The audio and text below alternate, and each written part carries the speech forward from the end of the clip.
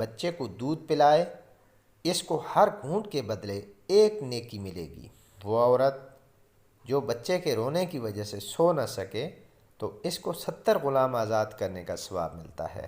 جب عورت گھر میں جھاڑو دیتے وقت بسم اللہ پڑھے تو اس کو بیت اللہ میں جھاڑو دینے کا ثواب ملتا ہے۔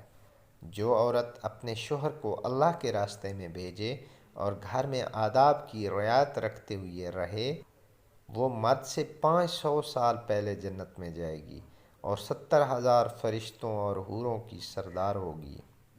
اس کو جنت میں غسل دیا جائے گا اور یاقوت کے گھوڑے پر سوار ہو کر وہ اپنے خامند کا انتظار کرے گی۔ ایک حاملہ عورت کی 2 رکعت نماز بغیر حاملہ کے 80 رکعتوں سے بہتر ہے۔